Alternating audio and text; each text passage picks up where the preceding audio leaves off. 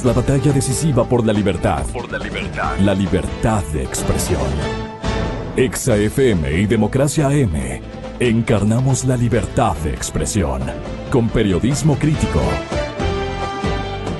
757. El gobierno está enfrentando su legado económico y ayer se embarcó. Esto estaba preparado. ¿Recuerdan ustedes? Por algo quedó Patricio Rivera en su condición de asesor de despacho en la presidencia de la República, porque tenía que hacer esta otra operación crediticia que suma y llega. Yo tenía 13.500 millones de deuda a la que ha llegado el país. Pero aquí me dicen que está, la brecha es de 12.500 millones, pero este es el déficit. Imagínense ustedes un déficit de 12.500 y con los 2.000 de ayer una deuda de 13.500 millones. Así está la economía ecuatoriana. La economía ecuatoriana está en la olla, está complicadísimo el asunto. 2.000 más ayer. 2 tramos, el uno a 6 años, el otro a 10 años.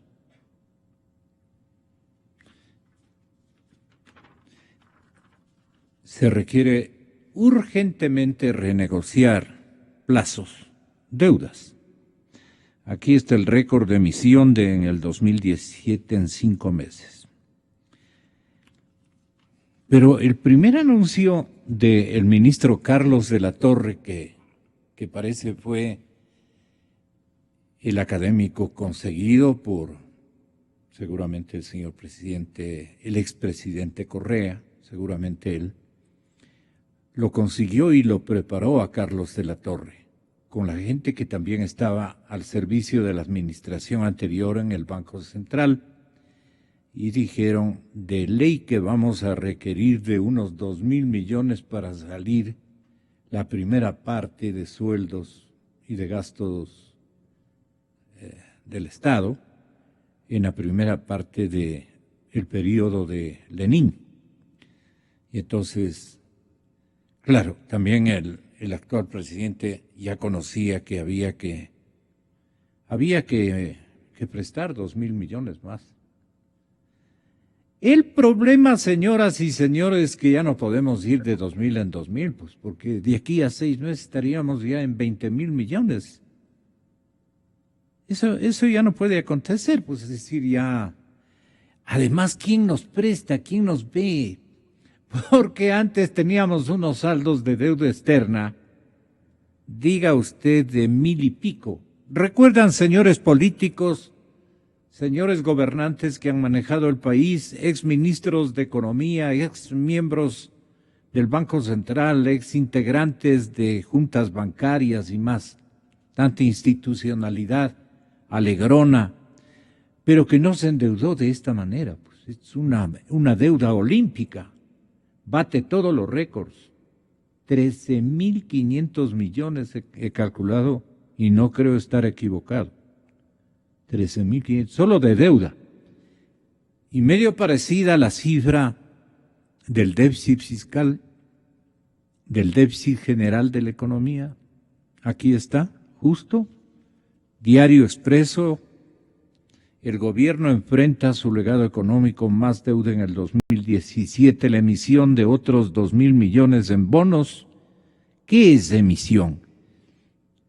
Se inventan, se construyen, ahí están los dispositivos y las herramientas digitales para imprimir los bonos, que son una especie de billetes, de pagarés, de alta significación internacional. Y entonces, ese es emitir bonos. Debo y pagaré 2.000 millones.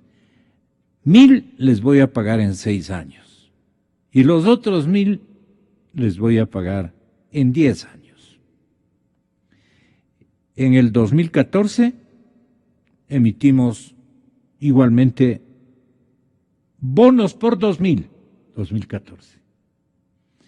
En el 2015 emitimos 1.500 millones en 2 emisiones, así mismo. En el 2016 ya nos fuimos más arriba y emitimos 3 emisiones, 2.750 millones. 2.750 millones. Creo que yo estoy mal en la suma, pero lo que dice Expreso está aquí clarito, año por año. 2016, 2.750 millones. Y el 2017, el año que estamos transitando, ya llegamos a 3.000 millones. 3.000 millones. Pero no, el 2017 no va a quedar en 3.000 millones. Si pueden venir otros 1.000, pueden emitirse. ¿Quién es tan generoso con el Ecuador que le presta en esos niveles? ¿De quién es ese dinero? Montones de especulaciones, no se presta el escenario. La incógnita irresuelta del Banco Central, la incógnita irresuelta del Banco Central. Hace 8 días el diario Expreso recogió un inusual movimiento,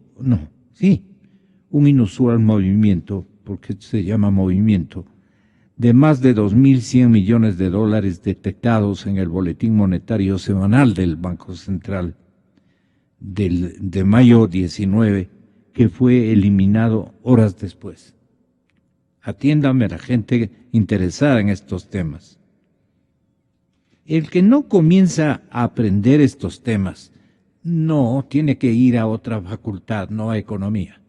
Y los profesores que no enseñan estos temas de actualidad y no saben ni ellos qué es lo que está pasando, ¿no es cierto? Ni en la caja fiscal, ni en las cuentas del Banco Central, ni en las cuentas generales de deuda del Estado, al exterior, estamos perdidos.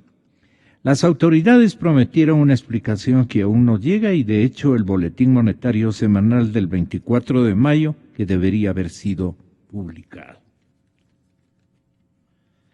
Deuda interna, 8.655 millones. Esa es la cifra. Pero hay también la deuda externa. Esta se encuentra en este momento en 4.113 millones. Voy a pegarme una revisadita y estaré más acertado. Pero bueno, estas son las cifras que deambulan este momento, pero son miles de millones, miles de millones, miles de millones, miles de millones. ¡Bárbaro! Miles de millones. Les dejamos endeudados a los nietos. Miles de millones. No, los hijos no van a alcanzar a pagar esto. Queda para los nietos. Para eso está Carlos de la Torre, para eso está Patricio Rivera. Se ve que naturalmente han hecho una especie de administración combinada con un solo guión, con un solo libreto. Y eso convenía, ¿no? Eso sí convenía, claro que sí. Coordinarse entre los dos gobiernos. ¿Qué hubiera ocurrido? Y no porque hubiera sido malo, no nos hubieran mentido. Si es que el otro ganaba, no digo el nombre, ¿sí? Este rato habría una bronca de cifras impresionante. Pero esta es una parte, señoras y señores, el giro específico, ¿no? Usted me... ya. ¿Estamos ya con él?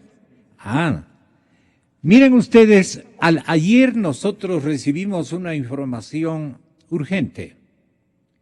Nos decía y después, naturalmente, las cadenas de televisión entrevistaron al señor presidente de la Asociación de Importadores de Vehículos, o la Asociación Automotriz, antes se llamaba Asociación Automotriz del Interior, o sea, seguramente se referían a la sierra. Bueno, este caballero decía, el gobierno, por objetivos que nos va a hacer el favor de explicarnos, el señor ingeniero don Nicolás Espinosa, experto en estas materias, presidente ejecutivo nacional de la importante firma Automotores y Anexos. Nicolás Espinosa es un conocedor de este negocio, de esta actividad económica tan importante. Nosotros, por el presidente de la asociación, que no alcanzamos a ubicarlo, y por eso nuestra molestia con nuestro saludo de respeto para usted, Nicolás, es que nos explique por qué el gobierno está exigiendo que para comprar un auto, óigaseme bien, un auto, camión, un auto para la casa, para la familia, para el trabajo, un taxi, creo que tiene que tener el 40% cash para sacar un auto nuevo de una casa, de una marca cualquiera sea. ¿Sí? 40%. Si el carro vale $20,000, un carro baratito, tiene que tener 8,000 de entrada. 8,000 de entrada. Si es que el carrito es de trabajo y vale unos buenos $50,000, ¿no es cierto? Póngale $40,000. Se necesita de entrada $18,000. Y el resto con doble garantía. Parece chiste, ¿no? Esto sí parece chiste. Doble garantía. Esto hasta me suena no tan legal, pues. Una sola garantía. Es la misma garantía el vehículo, pues. Porque cuando usted compra un auto, su vehículo hasta que le termine de pagar es garantía. Usted no puede enajenarle, salvo que haga un arreglo con la casa que le vendió, o no sé cómo sea, que nos va a explicar precisamente Nicolás Espinosa. Esto sí no he oído tiempazos, esta metodología. Pero ¿para qué le sirve al gobierno esta especie de nueva reglamentación o nueva exigencia o nueva modalidad para comprarse un vehículo? 40% de entrada y doble garantía. Es lo que anunciaba el señor presidente de la Asociación de Importadores. Tenga la bondad, ingeniero. Genaro Baldió. Qué pena que no lo ubicamos, ingeniero. Pero aquí está su colega, y quizá más experimentado y respetado por nosotros, Nicolás Espinosa, de Automotores y Anexo. Explíquenos esta movida del gobierno. Gracias, Gonzalo. Buenos días a todas las radioescuchas de Radio Democracia. En realidad un placer estar nuevamente con usted, Gonzalo, en esta entrevista.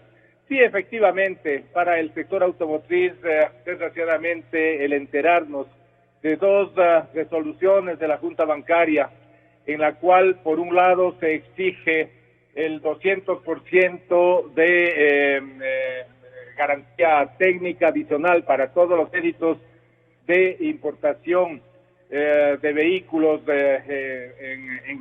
digamos, por un lado, y por otro lado, para todos los créditos que se generen para el financiamiento de la venta de vehículos, se exige al sector financiero una garantía del 150%. Esa es la razón, Gonzalo, que ha ameritado que el presidente de la Asociación Automotriz haga público el hecho de que estas dos resoluciones, en primer lugar, ¿qué motivo tienen? Yo creo que el gobierno nacional, al haber visto el desarrollo de la venta de vehículos sin el impacto del control de cupos que se dio hasta el 31 de diciembre del 2016 hizo que en este momento tengan recelo por la subida de venta, situación que era lógica que se dé una vez que se eliminaron los cupos de importación por las cuales estuvieron vigentes, como digo, hasta el año pasado. Y en ese sentido, el hecho de generar una medida para que el sistema financiero le aplica, lo único que hace es afectar al gran mercado de vehículos. Recuerde usted que el mayor volumen de crédito que se genera en la venta de vehículos es en la venta de vehículos que van de 13,000 a 30,000 dólares en precio de venta. Esto, lógicamente, ¿quiénes compran estos vehículos? Compran estos vehículos, evidentemente, aquellos que requieren de una herramienta de trabajo, de un medio de transporte que les permita realizar sus actividades. Entonces, en realidad se está afectando a este grupo de personas que requieren de esta herramienta. Entonces, dentro de esa situación, ¿qué es lo que va a hacer el sector financiero con una medida como esta? La que usted mencionaba, va a exigir un aumento de la cuota de entrada y automáticamente el mercado de vehículos va a bajar. El tema fundamental, Gonzalo, y aquí permítame dar dos opiniones al respecto. En primer lugar, llama la atención el momento en que se envían estas medidas. Estas medidas se envían a ser tomadas en cuenta antes de que haya el cambio de gobierno. Entonces, dentro de esto se ve claramente que lo que se quería es impactar nuevamente al sector automotriz. Es la política del gobierno anterior y creo que es el momento de abrir las puertas para que con las nuevas autoridades discutamos primero qué se quiere hacer con el sector externo, con las importaciones, a qué nivel se quiere que lleguen en un momento determinado y tomar acciones conjuntas, pero afectar a un sector que ha venido siendo castigado durante los últimos 10 años y tener nuevamente una restricción adicional, creo que no es conveniente y considero que debemos acercarnos abriendo las puertas a un diálogo con el nuevo gobierno para entender lo que se pretende y más bien apoyar iniciativas positivas, pero no restringiendo aún más una línea de negocio que de por sí está ya afectada. Lo que no logra el público que atentamente le está escuchando, ingeniero, es ¿cuál es la movida del gobierno para evitar alguna desmesura en Hacienda Pública, por ejemplo? Bueno, es que de hecho las acciones que se tienen que tomar son acciones globales, Gonzalo, no es solo en el sector importador. Recuerde usted que la situación en las condiciones... O sea, es un problema de balanza de pagos, dice... Sí, evidentemente, pero recuerde usted que tuvimos una balanza comercial positiva hasta el mes de marzo, de más de 400 millones. Sí. ¿Qué pasó? Entonces, lo que se requiere justamente es entender el asunto para apoyar las medidas del gobierno. Pero en un sector que ya está restringido, que ha tenido un pequeño respiro en estos 4 primeros meses, porque no hay duda que las ventas sí han aumentado por iniciativa del propio gobierno anterior. Recuerde usted que en diciembre se autorizó la importación de una serie de unidades de vehículos para financiar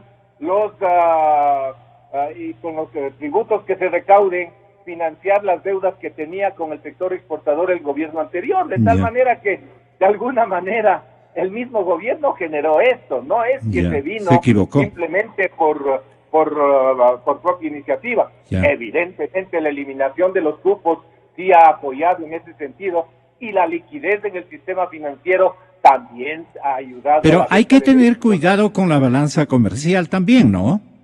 Por supuesto, y estamos dispuestos a apoyar en ese sentido, Gonzalo, en la medida que sea necesaria, pero entendiendo con un plan de mediano y de largo plazo, no simplemente con medidas restrictivas que evidentemente lo que pretenden es restringir las importaciones para defender balanza comercial, balanza de pagos. Así Pero lo que no está muy claro es una medida tomada a comienzos del mes de mayo y con el gobierno anterior, ahora se vuelve efectiva con el nuevo gobierno. Creemos que debe haber ese diálogo que el propio presidente ha ofrecido y estamos dispuestos a entrar en ese proceso. Ok, ¿a dónde cree usted, como es parte del sector automotor, del sector comercial, a dónde cree que irán los 2 puntos que deja de pagar el público por concepto de IVA? ¿A dónde irá y qué monto representa los 2 puntos del IVA que son reducidos del 14 al 12? El destino de esos 2 puntos nos preocupa. Yo le diría que en este momento existen primero existe el stock necesario, porque en este momento ha subido la venta y la perspectiva del mercado total de automóviles está pasando. En el 2016, 65,000 unidades aproximadamente. En el 2017, 78,000 unidades aproximadamente. Estoy cerrando cifras, Gonzalo. Sí. Simplemente ese aumento del mercado no quiere decir que va a haber una sobresaturación de ventas y vamos a subir infinitamente estos valores. Lo que realmente va a hacer es que el consumidor se va a beneficiar de ese 2%. No hay duda. Y más bien se van a ventilar inventarios que han estado en las bodegas de las empresas y que lógicamente también va a dar un respiro a las empresas y también el beneficio de los consumidores. Yo considero que en este momento se debe replantear una política automotriz general que obviamente... ¿Cómo funcionaría esta política automotriz general? Claro, de tal manera que... ¿Cómo funcionaría? ¿Qué cambios se establecería? Por lo menos en este momento sujetarse a las perspectivas y al modelo económico que el gobierno quiere implantar, porque hay mucho vehículo, parece que hay demasiado vehículo rodando en las calles de todas las ciudades y en las carreteras de todo el país y busca eso controlar el gobierno por balanza comercial, o también está incidiendo con esta zancadilla prácticamente que les está poniendo con la doble garantía, impediría la adquisición de vehículos a gente que no tendría la opción de que alguien le dé, aparte de la garantía del vehículo que quedaría prácticamente en las mismas manos de la casa que le ha vendido, de la distribuidora que le ha vendido, le estaría pidiendo otra garantía, seguramente bancaria, seguramente de prendar algún otro activo, la casa, el departamento, no sé. ¿Esto qué resultado podría generarle al gobierno y por qué esta drasticidad en la medida? Esto tenga la bondad de explicarnos. Por supuesto, Gonzalo. El tema fundamental es que esta medida es una medida de cortísimo plazo. Yeah. Es una medida de cortísimo plazo para detener las importaciones hoy, pero el país no puede vivir en restricción tras restricción. Creo que es el momento de mirar con un Ecuador de por lo menos los 4 años del gobierno que acaba de posesionarse. Y en ese sentido, la propuesta que yo estoy haciendo es justamente esa, que por un lado, en lo que tiene que ver con política automotriz, por un lado hay que resolver qué pasa con el parque automotor antiguo, Gonzalo. No se puede no se puede seguir recorriendo las carreteras y las ciudades con vehículos que no cumplen ninguna norma de seguridad ni con la norma ambiental que está en este dato vigente. Creo que tiene que haber una política de sustitución. Tiene que haber una política en la cual evidentemente las importaciones vayan de la mano con el crecimiento de las exportaciones para ir de la mano también con un proceso racional de crecimiento y restitución de las condiciones económicas del país. No puede ser que únicamente, y aquí voy a meter un poquito más de criterio, El sector productivo tiene que ser el motor de desarrollo del país. No puede ser el Estado, que en este rato está quebrado, como usted bien mencionaba al inicio de esta entrevista. Tiene que haber una integración de todos los sectores, porque es allí donde resolveremos el problema en su totalidad. ¿No sería mejor que vehículos, infraestructura industrial, por ejemplo? Por supuesto, por supuesto. Es que en definitiva, dentro de esta situación, tiene que haber una política integral. Tiene que haber, y la responsabilidad del sector productivo es múltiple, y en ese sentido, a más de cumplir con los lineamientos básicos sobre los cuales una empresa tiene que realizar inversión y confiar en el país. Por el otro lado, también tiene que tener un gran contenido de desarrollo social. Tiene que haber todo ese compromiso integral.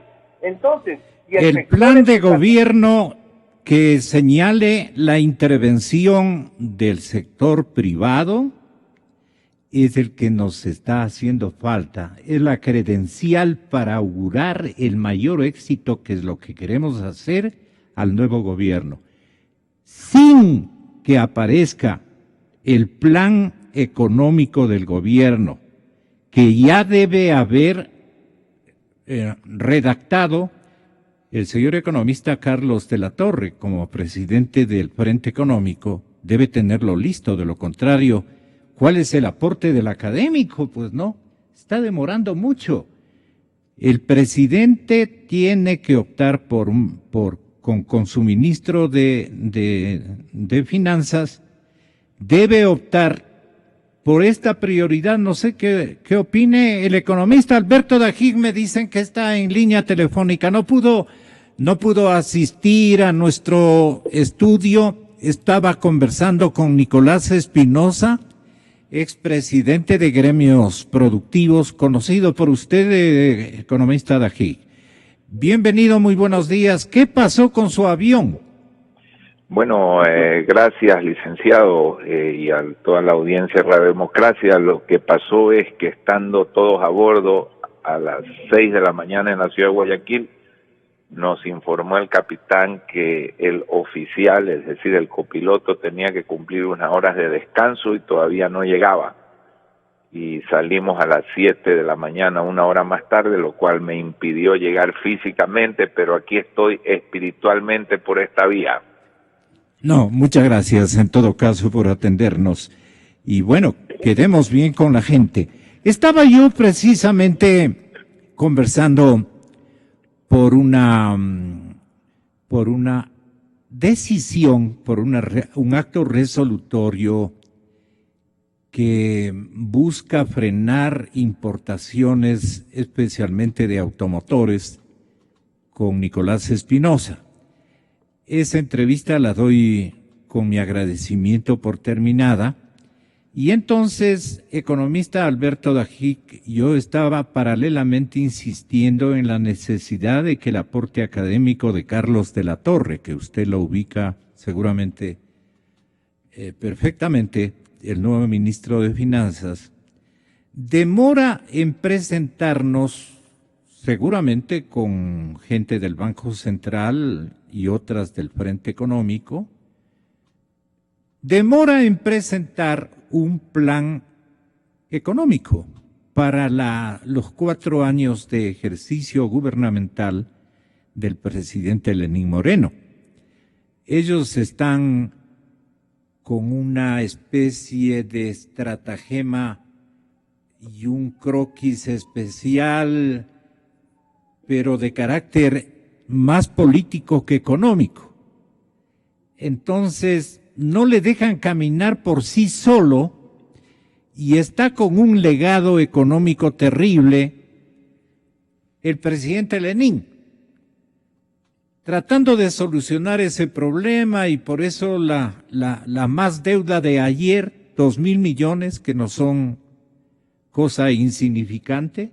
Nos vamos a una cantidad impresionante de deuda externa, récord en la historia económica de nuestro país, récord.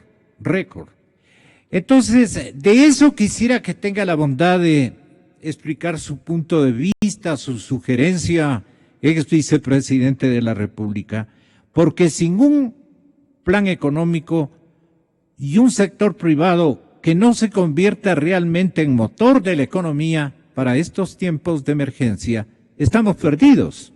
Entonces solamente vamos a esperar que se cumplan 30 días para pagar las quincenas de la burocracia y endeudándonos en otros 1.000 millones, qué sé yo. Esa es la parte complicada que buscaría analizar con usted, economista. Tenga la bondad.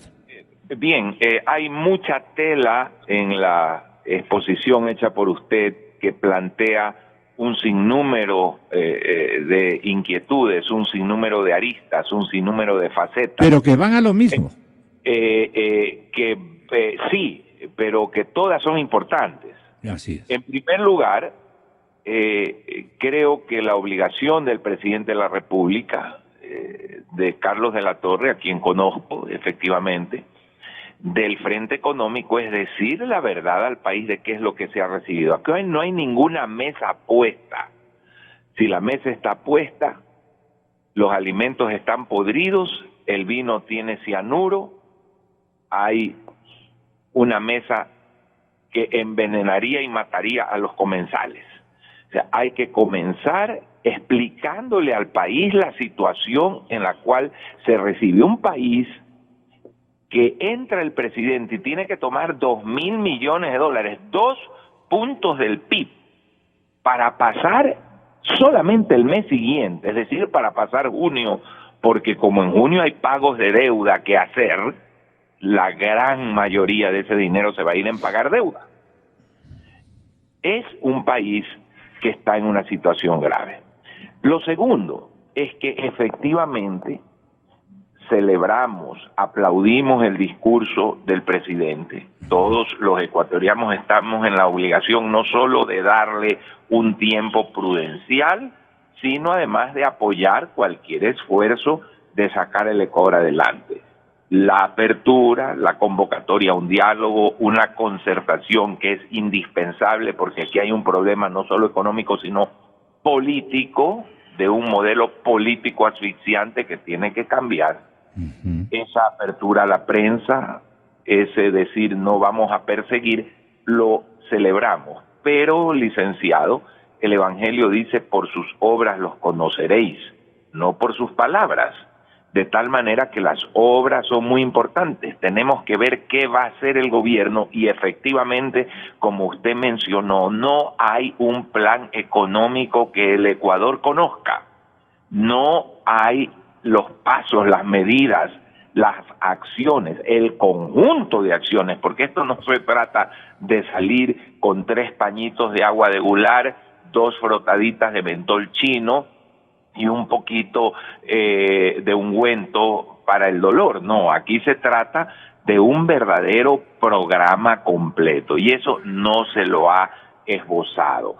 Y sin eso el Ecuador no puede salir. El hecho de que se estén pensando en medidas restrictivas a las importaciones indica la clara falta de liquidez que tiene el Ecuador, que proviene fundamentalmente del segundo feriado bancario. ¿Cuál es el segundo feriado bancario? Ese atraco programado al Banco Central, mediante el cual el Banco Central obligó y el gobierno obligó a todas las entidades públicas y privadas a tener sus depósitos en el Banco Central para que se esfumaran. 8.000 millones que han desaparecido. Entonces es muy difícil la situación. Se puede salir adelante. En su emisora, licenciado, hace mucho tiempo ya explicamos cómo se puede salir adelante, pero sencillamente no se ha querido hacer caso y se ha seguido endeudando el país, pero no endeudándolo para cambiar la estructura del país, para cambiar la estructura productiva, endeudándolo para seguir con un modelo del socialismo siglo XXI, cuyos nefastos resultados están a la vista en el Brasil, en la Argentina, en Venezuela, en el Ecuador. ¿Podríamos referir los lineamientos de esta estratagema derrotada por las circunstancias y prohibida de seguirse aplicando en el Ecuador. ¿Por qué el señor presidente Lenín Moreno va a aceptar esas fórmulas? O sea, el hombre que va a dirigir el Frente Económico está mucho más complotado con el anterior gobernante que con el nuevo, y no muy identificado con el discurso alentador, apoyado con aplausos, con un corazón abierto de parte de la ciudadanía ecuatoriana el momento que lo refirió Lenín Moreno. Tenga la bondad. Es lamentable que en el país se hable estos momentos de que hay ministros que son del presidente Correa, eso es grave, que hay otros que son... Es como la Comisión Anticorrupción. Es realmente muy grave, porque estos momentos todos los ministros deberían ser del país. Yeah. Y la única opción que existe para este gobierno es concertar a todos los ecuatorianos para poder salir con una agenda de país, no una agenda de alianza país, ni una agenda del socialismo siglo XXI. ¿En qué consistiría la agenda de país? La agenda de país, no de alianza país. ¿En qué consistiría? Es fijar grandes objetivos nacionales. Lo primero, recuperar la economía ecuatoriana. Y para recuperar la economía ecuatoriana, tener, por ejemplo, en mente que hay que precautelar la dolarización, que hay que precautelar la estabilidad del sistema financiero, que hay que reconocer que existiendo como existe una recesión en el Ecuador, esta sea lo menos larga y menos profunda posible, y que el costo de lo que haya que hacer para sacar adelante al Ecuador en el menor grado posible recaiga sobre los más pobres. Esas 4 visiones, objetivos, van a enmarcar, van a guiar un plan que debe partir reconociendo que el modelo no funciona y que hay que cambiarlo. Y sincerando cifras, licenciados. Si no se sinceran las cifras, si no se le dice la verdad al país sobre el atraco al Banco Central, si no se le dice la verdad al país de lo que realmente hay de deuda, si no se le dice al país lo que realmente debe Petroecuador a las entidades, a las empresas petroleras, no vamos nunca a salir. Mire usted, el nuevo ministro de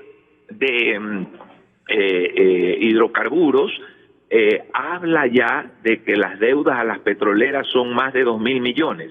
Pues ¿dónde ha visto usted o la ciudadanía que en la deuda del Ecuador se ha dicho que hay esos 2.000 millones de deuda? En ninguna parte. Y esto sumando a los 1.000 millones que se le debe a Schlumberger por el anticipo que le dio al Ecuador para pagar los sueldos de diciembre del año 2015. Entonces serían ya 3.000. No se ha contabilizado bien la deuda, se han realizado una serie de maniobras para contabilizar más la deuda y esconderla. Ese sinceramiento de cifras permitirá entonces armar el plan que, vuelvo a insistirlo una vez más, no veo otra alternativa que tomar una gran cantidad de recursos de los organismos internacionales a largo plazo y a bajas tasas para generar ese primer empujón, reestructurar luego deuda, producido ese primer empuje, lograr emitir obligaciones en mejores condiciones para pagar deuda cara, para liberar nuestro petróleo, hacer esta reingeniería financiera y luego cambios estructurales que el país necesita, eliminar el 5% de impuesto a la salida de divisas, todas las barreras arancelarias, el anticipo de impuesto a la renta, flexibilizar las condiciones laborales, generar todos aquellos cambios normativos que asfixian al sector productivo para dejarlo producir, es decir, todas esas cosas que hemos venido hablando tantos meses para que el Ecuador pueda salir ¿Usted, adelante. economista Dajig, estaría de acuerdo con estas cifras que elaboró ayer el exministro Marco Flores? 15 días antes de que el economista Rafael Correa llegue al poder, la deuda pública total del Ecuador, son estadísticas oficiales las que voy a dar, era aproximadamente 13.000 millones de dólares. Actualmente, la deuda que reconoce el gobierno con estos nuevos 2.000 millones de dólares en bonos que se acaban de emitir el día de ayer, está aproximadamente en 42.000 millones de dólares. Esto es, se ha superado el 40% del PIB que establece la ley como límite máximo. Ya ese 40% del PIB es una especie de carcasa, esa relación deuda-PIB, es una especie de carcasa que no se la toma en cuenta porque por adentro han hecho barbaridades. Pero esa es la deuda que el gobierno pone en la estadística fiscal, pero no es la totalidad de la deuda. Dependiendo de qué se suma, la deuda cambia sustancialmente. Y ahí hay al menos unos 10.000 millones de dólares adicionales de deuda que el Estado no reconoce como tal, pero que es deuda, con lo cual la deuda pasaría a 52.000 millones de dólares. A esto hay que añadir otros 9.000 millones de dólares, que es deuda no reconocida por el Estado y no registrada por el Estado. Sí, la deuda que en realidad hay que pagar supera los 61.000 millones de dólares. Increíble. Ahora, economista de aquí, Carlos de la Torre, el académico ministro de Finanzas del nuevo gobierno, dice, no sé si es del nuevo gobierno o es del anterior gobierno, porque él ya estaba listo en el Banco Central preparando el guión, digamos, ¿no? La estratagema. El señor economista Carlos de la Torre, el 4 de abril de este año, antes de que le proponga seguramente el señor expresidente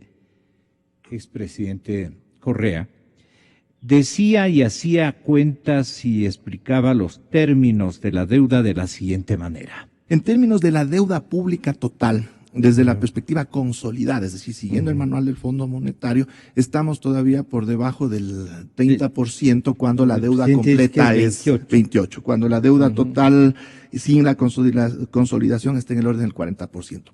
En términos comparativos es cierto, es decir, estamos bastante por debajo de los niveles de deuda de otros países de la región y no se diga de economías desarrolladas. Entonces, desde esa perspectiva, no se puede hablar de un sobreendeudamiento, pero no es solamente importante el nivel, también es importante la sostenibilidad, que también existen datos clarísimos. Nuestra sostenibilidad de la deuda es de aproximadamente el 3.1% del PIB, que comparado con esa variable en el 2006 estamos un poco por debajo. Pero no hay que olvidar que efectivamente la economía... Si estamos un poco por debajo, resulta que los 10 años no fueron buenos. No, es que hay que con el mayor ingreso petrolero. Es que es después de una situación de recesión, es decir, si es que no hubiese habido la recesión, evidentemente estos indicadores fueran mucho mejores. ¿Por qué? Porque el endeudamiento fuerte al que tuvo que acudir el gobierno se da precisamente en el marco del periodo recesivo, y ahí es donde hay que analizar un poco más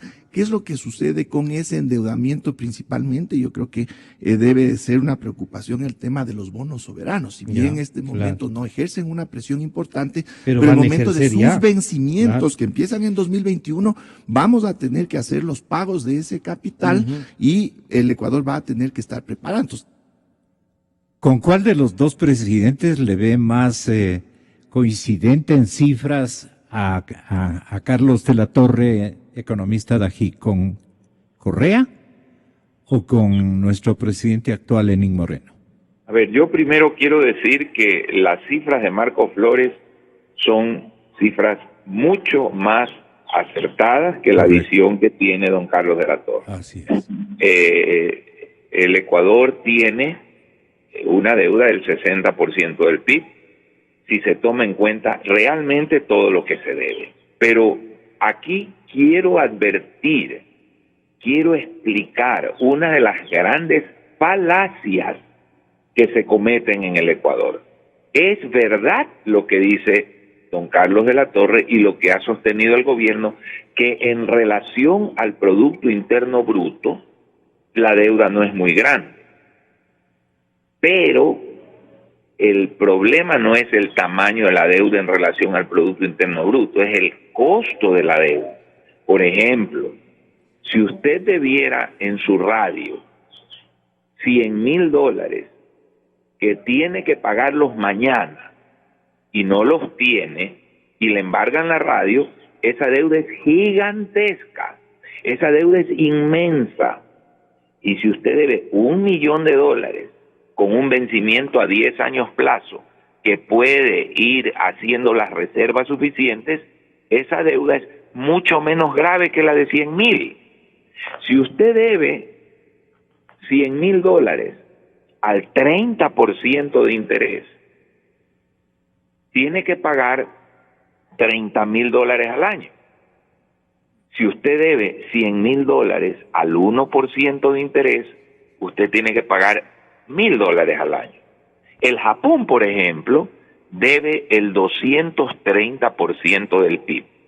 Óigame esto, licenciado, y la audiencia de Radio Democracia. Debe 230% del PIB. Pero ¿a qué tasa se endeuda el Japón? Cuando el Japón emite un bono que el Ecuador está pagando casi 10% de interés, el Japón paga tasa negativa, que se me escuche esto. Eso quiere decir que a fin de año, cuando la gente redime el bono, recibe menos dinero del que puso para comprar el bono. Es decir, se le paga al gobierno para que le tenga el dinero. Oh, gran diferencia. Yo prefiero deber 230% del PIB con tasa negativa que deber 62% del PIB al 10%, porque el 10% de interés sobre el 62% del PIB es 6% del PIB. El 0% del 230% del PIB es cero. El servicio de la deuda no me cuesta la carga de intereses. Esta es la gran falacia de los que dicen que la deuda en relación al PIB no es muy grande. Es verdad, pero mientras Chile contrata al 2% deuda, el Ecuador la contrata al 9,75%. Es decir, a 5 veces el costo financiero. Y eso es lo que hará explotar la economía. Esa aceleradísima, ese crecimiento acelerado del servicio por las altas tasas. ¿Y qué reflejan las altas tasas? La visión que tiene el mercado del riesgo del país. ¿Por qué el Japón presta tasa negativa? ¿Por qué Alemania pide prestado o coloca a tasa negativa? ¿Por qué los Estados Unidos colocan a menos del 1%? Porque son economías que, a pesar que en relación al PIB deben muchísimo más que el Ecuador, la gente sabe que sí van a pagar, porque no hay socialismo del siglo XXI, porque no hay ley de comunicación que atenta contra la libertad de prensa, porque no hay presos políticos por protestar. Entonces, cuando todo eso se suma, cuando todo eso se pone en la ecuación, la deuda sí es altísima, no por cuánto es en relación al PIB, sino porque lo que nos cuesta servirla año tras año. Interesante. Yo resumo como ciudadano comunicador lo siguiente. ¿El señor presidente Lenín Moreno debe o no confiar ciegamente, a fondo, con su ministro de Economía? ¿O le cambio la interrogante a usted? ¿Debe confiar totalmente en los diagnósticos y en las sugerencias que le formule para el establecimiento de políticas y el manejo de las cifras, los déficits y las cuentas de deuda, las cuentas de la hacienda pública, la situación en general de la economía de Carlos de la Torre? ¿O debe llamarle la atención a tiempo y decirle, oye, háblame para mí, para el bien de mi administración, no para disimular circunstancias de administraciones anteriores, por decirlo de esa manera? Esto es muy simple. Si con petróleo de $100 el barril se esfumaron $8,000 millones del Banco Central, si con una cantidad de recursos petroleros que en 9 años son comparables a los 32 años anteriores, si con un gasto y una inversión pública tan bárbara el país está en la recesión que está hoy, quien no reconozca los graves errores del modelo equivocado, ya no es alguien a quien el presidente debe escuchar, porque no se puede tapar el sol con un dedo. Entonces, el presidente debe concertar, llamar a todos los ecuatorianos de buena voluntad que pongan al país por encima de los intereses políticos, electorales, para que se busquen esas soluciones que no traten ni de tapar los errores de unos, ni de profundizar los modelos equivocados de otros, sino que pongan al Ecuador por encima de todas estas banderías políticas. ¿Usted se atrevería a pensar que dinero hay, por ejemplo, en la restitución, como está haciendo la señora ministra pública de Panamá, o sea, la fiscal panameña, la señora fiscal panameña Kenia Porcel, está recobrando, aparte de que ya ha metido a la cárcel a 14 indelicados panameños, por ponerlo en esos términos, ¿no? A 14 ladrones, entonces. No cabe tampoco, porque eso está por probarse, están en sendos procesos judiciales y todo lo demás. Eso no se puede decir, es por una corrección que me hacen en la consola. No, yo soy, y tenemos que ser todos delicados en este asunto, pero la señora Kenia ha recaudado dineros de determinados bancos y financieras de Europa, de Asia y de otros lares en el mismo continente americano, donde han depositado el producto de la corrupción. Y la señora Kenia tiene ya una gran cantidad de dinero en la caja fiscal de Panamá, con la que puede, y de hecho va a resolver problemas de orden fiscal y macroeconómico. Yo digo, ¿usted cree que logremos rescatar, y que eso es lo que están cuidando, de que nos olvidemos del economista Dají, del episodio de corrupción que ha primado en toda América por iniciativa estratégica de la empresa brasileña Odebrecht? Bueno, de lo que estamos viendo es que se formó con el socialismo siglo XXI una transnacional de corrupción, que no es Odebrecht.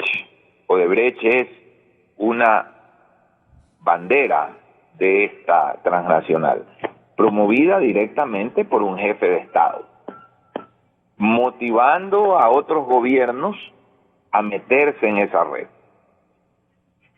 Yo normalmente no me pronuncio sobre temas de corrupción, porque fui injustamente acusado alguna vez, y por lo tanto espero a que hayan pruebas y hayan evidencias concluyentes. Pero la realidad es que destaca Kenia Porcel de la situación panameña, no son dignas de imitarse. Vamos escuchándole lo que ella pondera ha logrado hacer en este tema, economista de aquí. Tenemos a 36 personas procesadas, de los cuales hay 22 panameños, hay 13 de nacionalidad brasileña y un ciudadano de nacionalidad norteamericana. En estos momentos, el Ministerio Público tiene 56 millones de dólares entre activos aprehendidos, de los cuales podemos señalar que están ubicados 22 millones en Suiza, 12.8 millones en Andorra, 13.9 millones en bancos panameños, y en bienes activos, entre los que se destaca un bien aprehendido, que un helicóptero y un apartamento en España por 8 millones aproximadamente. ¿Qué le parece, economista de aquí? Muy interesante, pero licenciado, independientemente de que no son cifras, no llega a 100 millones eso, pero el ejemplo es muy interesante. Tenemos que ver ¿cómo es posible que un edificio, una plataforma para todo el sector financiero, entidades del sector público, se me dice que el costo de construcción está acercándose a $4,000 el metro, licenciado? Es decir, ¿cómo es posible que se hayan encerrado, hecho por Odebrecht, según recuerdo, en una plataforma, en un relleno para una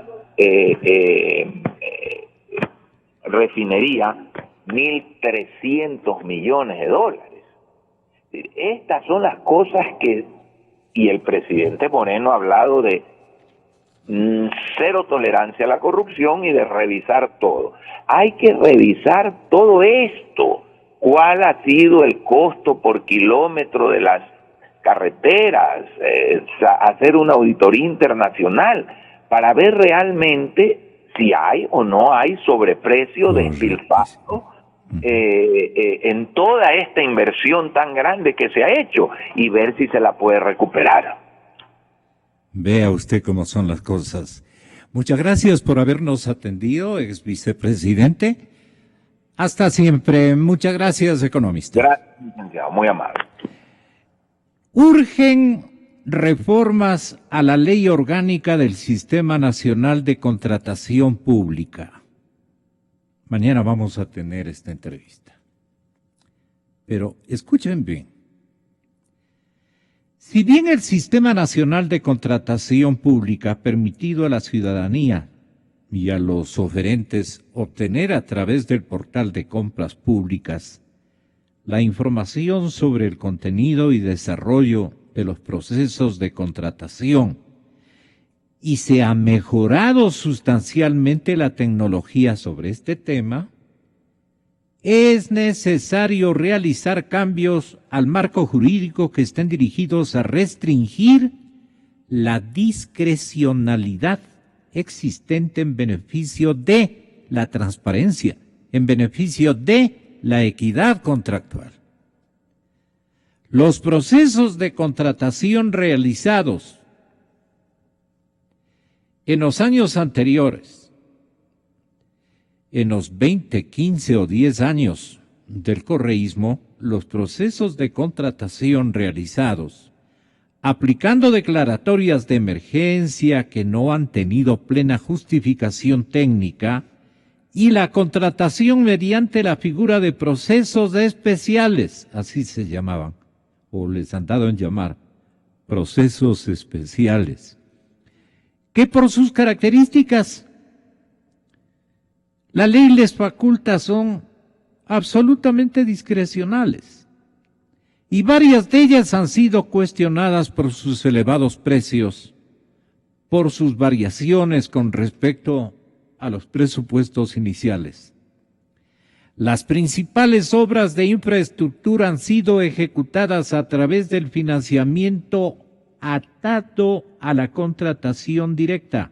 Repito, las principales obras de infraestructura últimamente ejecutadas en el país han sido realizadas a través del financiamiento atado a la contratación directa con empresas extranjeras, y estas a su vez han subcontratado con las empresas y profesionales nacionales, pero en condiciones desventajosas, ya que principalmente los precios de subcontratación han sido bastante menores a los precios contratados por las empresas extranjeras.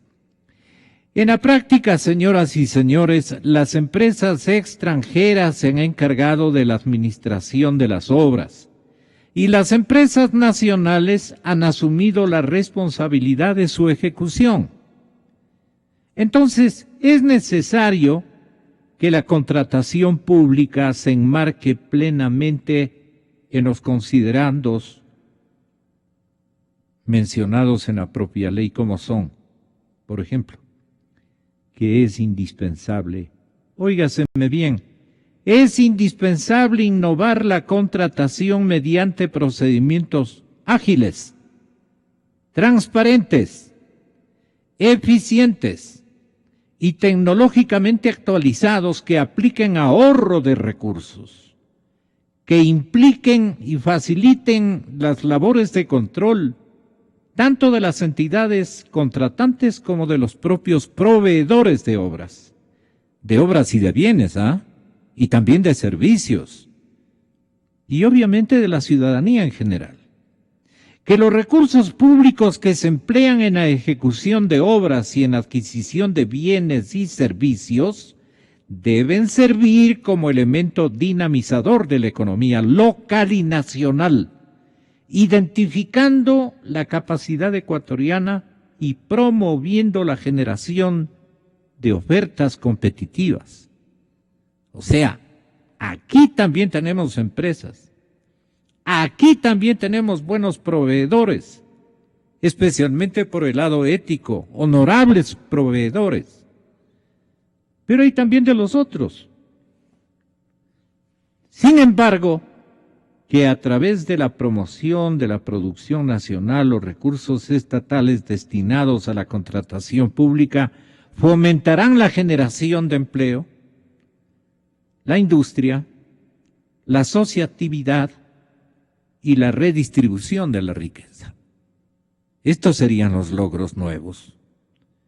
Que los recursos públicos que se emplean, repito, en ejecución de obras y en adquisición de bienes y servicios, deben servir como elemento dinamizador de las economías locales en beneficio de las poblaciones, de los municipios, de los consejos provinciales, incluso de las parroquias que hoy tienen su propia organicidad. ¿Por qué se adueñan de esto los grandotes del gobierno? De cualquier gobierno. ¿Por qué se adueñan? ¿Y por qué van a meterse donde los chinos? Y los chinos vienen a explotar a nuestras empresas y trabajan con nuestros trabajadores súper explotados. No hay control del Estado. Entonces aquí vienen las reformas que urgen. Las ideas señaladas para elaborar las reformas a la Ley Orgánica del Sistema Nacional de Contratación Pública deben generar confianza de las empresas, credibilidad de los oferentes y no cuánto hay. ¿Cuánto hay? Hayan corrompido a un montón de empresas y de profesionales que me están escuchando. Pero hay también de los otros. Hay gente buena. Hay gente buena. Hay que reformar la ley de contratación pública. Es necesario precisar en el artículo 6, por ejemplo, la aplicación de situaciones de emergencia en procesos de contratación, con la identificación precisa del objeto que requiere solución inmediata. A ver si nos manda nuestro correo electrónico experiencias propias de la gente que realizó contrataciones públicas con mecanismos en donde las empresas internacionales conchavadas, como decimos en provincia, conchavadas con las empresas que manejan la decisión política pública, o sea, los del gobierno, conchavadas las dos situaciones con los grandes licitadores internacionales en los que incluso las empresas chinas han sido las más beneficiadas, aparentemente. Los chinos dicen no es cierto. También han habido otro género de empresas de otras nacionalidades o de carácter local. En fin, han habido mañoserías que se han dado y han perjudicado al erario nacional durante estos últimos años en forma terrible. Nadie ha controlado. Lo que ahora están es tratando de disimular la situación controlando de que no vayan a caer en conocimiento del público estos episodios de corrupción. Pero por lo menos para el futuro, hagamos caso. Hagamos caso. Incluyamos otro tipo de normas que garanticen un beneficio económico y una transparentación de las cláusulas con las que rigen contratos importantísimos y de niveles cuantitativos bien altos, súper altos, y tingarles en las uñas muy aficionadas de los señores alcaldes y sus amigos, de los señores prefectos y sus amigos, de los señores ministros y sus amigos, cualquiera sea el tiempo, la instancia, la ubicación geográfica, qué sé yo. Urgen reformas a la ley orgánica del Sistema Nacional de Contratación Pública y también de sus reglamentos. Esto vamos a tratar mañana. Si ustedes nos pueden ayudar en nuestro correo electrónico, les quedaremos muy, muy reconocidos. Señoras y señores,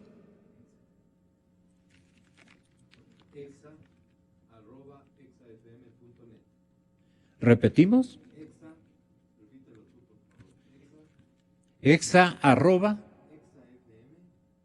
Nuevamente, a ver, exafm.net. Está fácil. Muy bien, muchas gracias. ¿Alguna cosita adicional? ¿No? Hasta mañana, a nombre de la verdad. Yo creo en la radio.